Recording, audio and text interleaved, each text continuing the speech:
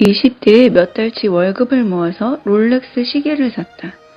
그런데도 그 시계를 차고 있으면 심장이 두방망이질을 쳤다. 그리고 내가 롤렉스 시계에 어울리는 사람이 될 것을 전혀 의심하지 않았다.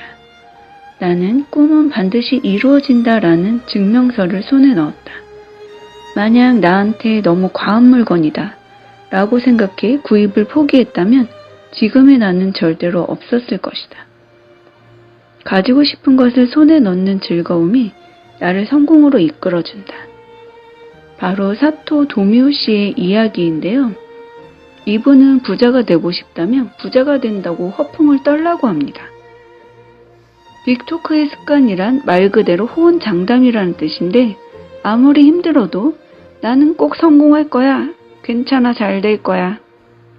라는 말을 입에 담고 사는 사람은 실제로 성공할 가능성이 높다. 언어가 자율신경계를 자극하기 때문이다. 아침이면 오늘도 부자 되기 위해 최고의 하루를 보낸다 라고 외쳐보기 바란다.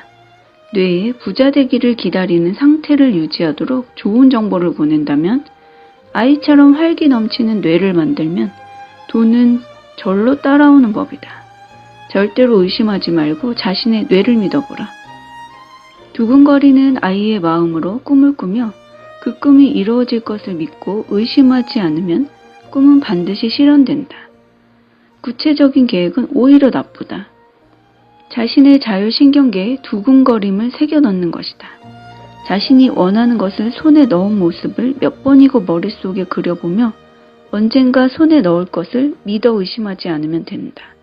그러면 아이의 마음에 불이 붙는다. 그리고 꿈이 움직이기 시작한다.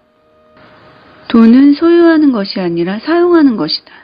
돈을 사용하면 즐겁다는 사실을 깨닫고 돈을 사용하는 기쁨을 꿈으로 삼는다. 이것이 부자 되기 위한 기본 자세다. 돈벌이에 관한 책을 보면 금욕적으로 돈을 절약하라거나 유리한 투자처를 찾는 데 혈안이 되라고 가르친다. 그런 방법을 부정할 생각은 없지만 어쨌든 내 취향은 아니다. 그러다 보면 스트레스가 쌓이는 데다 그런 인생이 과연 즐거울까? 기쁨이나 즐거움, 놀이에 돈을 쓰라고도 하는데요. 감동체험이란 자신의 기쁨을 위해 돈을 사용하고 있는가? 이것이 부자 되기 위한 돈 쓰는 습관의 비밀이다. 이 정도 선물을 줬으니 나를 사랑해 줄 거야 라는 생각이 강한 사람일수록 연애에 실패할 가능성도 높다. 그녀가 기뻐하는 것만으로 충분하다. 선물을 받고 좋아하는 모습을 보니 나도 기쁘다. 라는 식으로 자신의 감동체험 자체에 만족하는 사람일수록 상대의 마음을 사로잡을 가능성도 크다고 하네요. 감동체험에 의해 뇌를 성장시키는 사람일수록 다양한 가능성을 잡을 가능성도 크다고 해요. 사냥은 대학원생이던 23살 무렵에 시작한 취미다. 사냥을 하려면 기본적으로 총이 필요하다. 아무리 저렴한 총이라도 3개월은 아르바이트를 해야 구입할 수 있었다. 게다가 사냥터에 가는 데만도 상당한 돈이 들었다. 그런데도 과감하게 사냥을 시작했다. 막상 사냥을 시작하자 사냥 잡지를 번역하는 일과 같은 뜻밖의 일감이 생겨서 어떻게든 돈을 벌게 되었다. 그러다 보니 나도 모르는 사이에 더욱 많은 돈을 사용할 수 있는 사람으로 성장해 있었다. 나는 자동차를 갖고 싶었다. 내심 외제차를 타고 싶었다. 그 당시는 외제차를 타는 사람이 드물었고 보통 사람은 엄두도 내지 못하는 사치스러운 차였다. 비트를 갖고 싶다는 생각이 들면 비트를 손에 넣기 위해 일의 수준을 높여서 수입을 늘렸다. 미니 쿠퍼를 갖고 싶다고 생각했을 때 자동차 경주에 나가기 위해 돈이 필요했을 때마다 나는 그런 꿈에 어울리는 사람으로 어느샌가 성장해 있었다. 부자가 되었기 때문에 고급 승용차를 가지고 싶어진 것이 아니라 고급 승용차를 타고 싶었기 때문에 비로소 그것을 살 수 있는 부자가 된 것이다. 욕망이 있고 꿈이 있으면 그에 걸맞는 사람이 되어 결국 돈을 손에 넣게 된다. 인간의 뇌는 가지고 싶다고 생각한 대상을 끌어들이도록 체계화되어 있다. 뇌 속에는 자율신경계라는 부분이 있는데 그 중에서도 대뇌 변형계에 자동 목적 달성 장치를 내장하고 있는 것이다. 자동 목적 달성 장치는 목적을 무조건 실현하려고 한다. 외상을 올리고 싶다거나 연인이 필요하다거나 혹은 부자가 되고 싶다거나 목적의 내용에 상관하지 않는다. 중요한 것은 돈 자체가 아니라 돈에 의해 손에 들어오는 것, 돈에 대해 가능해지는 것을 욕망의 잣대로 삼아야 한다는 점이다. 이러한 욕망이야말로 꿈의 진정한 모습이다. 부호나 부호를 지향하는 사람은 인류의 물건을 몸에 걸치고 있을 뿐 아니라 인류의 매너도 몸에 익히고 있다.